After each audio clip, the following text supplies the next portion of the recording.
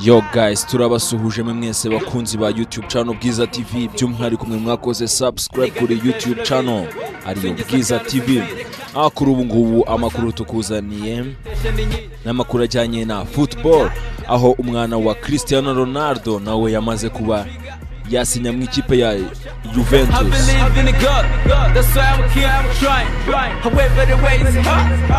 Cristiano Junior, umwana w'imfura wa Cristiano Ronaldo, kuri ubu akaba afite imyaka igera kuri 7, yamaze gusinya mu ikipe ya Juventus y'abatarengeje imyaka 9.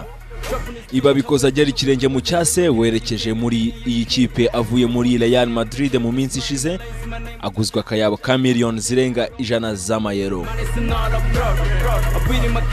Uyu mwana ukomeje kwerekana ko ashobora kuzaba umukinnyi mwiza, akaba yaba nka se umubyara ariwe Cristiano Ronaldo wabaye ikirangirire cyane mu mukino wa football.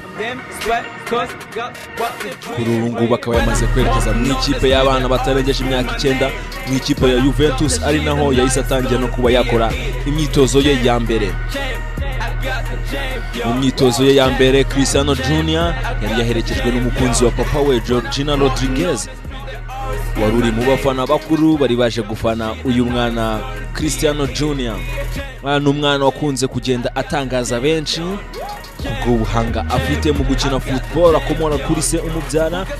Nubwo Cristiano Ronaldo papa we umubyara yatangaje ko uyu mwana we afite ubuhanga ndetse n'imbaraga zo kuba yakina umupira w'amaguru, ndetse ko hari na byinshi nawe agenda amwigiraho.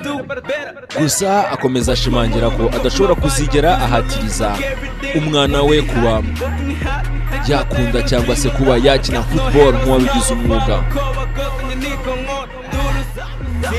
Ya makuru twari tukuzaniye kubijyanye na Cristiano Junior nayo ngayo, kuba yamaze gusinya mu ikipe imwe na se umubyara ariwe Cristiano Ronaldo.